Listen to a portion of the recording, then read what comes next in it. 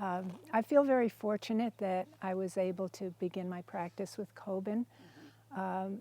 When I started practicing, I had just had experience of Zazen and had read the 3 Pillars of Zen, and of course wanted to become enlightened, but I didn't really think through the whole thing.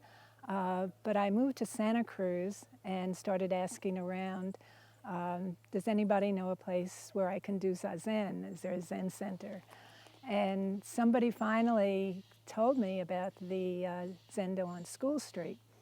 And so I went by there, and Kirk Nelson, who was, I think, one of the first priests to be ordained by Kobun in Santa Cruz, was sitting outside on the, I guess on the stoop, and he wasn't wearing robes, but I introduced myself, and he said that he would give me Zazen instruction, which he did, and then he told me what the schedule was.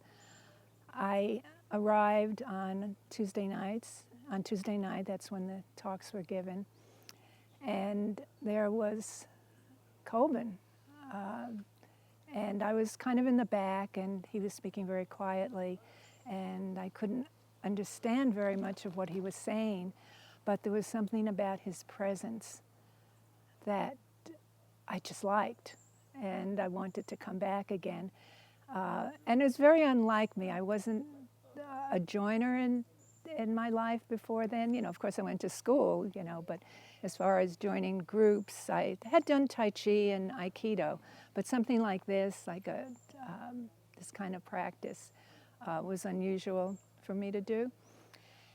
And I just kept going back, and about a month later, I decided I wanted to move into the house, and there were about 5 or 6 people, I guess maybe 5 people practicing there at the time. And what was so special about that house was that the practice was very strong. We had 2 sittings in the morning and 3 in the evening. And it's not that usually we sat the 2 periods in the morning, and the evenings were a little bit more sparse, and not everyone sat 3 periods. It's likely just 1 period. But we did share meals, and so it was a very communal situation. And the fact that Kobun didn't live there gave us the feeling of freedom in terms of our practice. And so we didn't have a sense of depending on him, which I think was a good thing. Not that he was ever the kind of person who would tell you what to do, quite the opposite. You might ask him what to do, and you know, he wouldn't offer anything.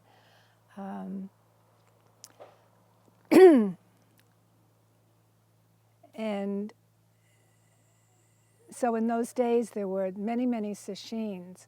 There were about 6 sessions a year, 4 in Los Altos, and the one in up north, and the Santa Cruz Zen Center would have a week session up in the mountains. And so for several years, it was a very, very strong practice and a lot of opportunity to sit. And so for me, it wasn't so much studying. I don't remember ever studying anything. I just remembered sitting and listening to talks, and that was how I learned about practice and engaged in it. And around 1979, I believe, is when Jikoji began, and we were very excited. Some of us from Santa Cruz moved up here, and we had an idea of what the practice was going to be like. Kobun was the kind of person you wanted to have around you a lot.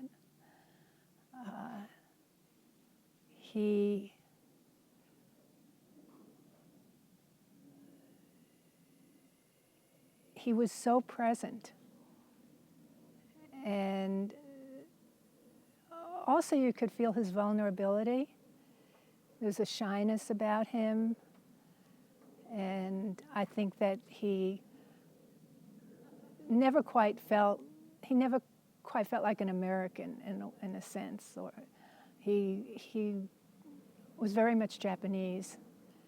And although he appreciated being here and appreciated everybody here, it had nothing to do with that. I think he was so rooted in his culture, just having, being brought up there, although he did come here at an early age. As he said, he was pickled to be a Zen priest. And I think he may have liked to have experimented doing something else. I don't know. But there were always surprises with him. You could never really pin him down. You never knew what he was going to talk about. I don't think he did either. His way of starting lecture was to say, "Any questions?" And then one person would ask a question, and then he'd talk for 40 minutes based on that question. But he somehow wanted someone to start, and he never used notes, never had books. It was just himself. And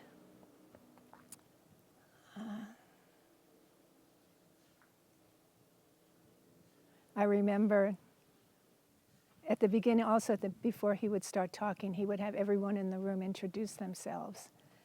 And he really focused on each person.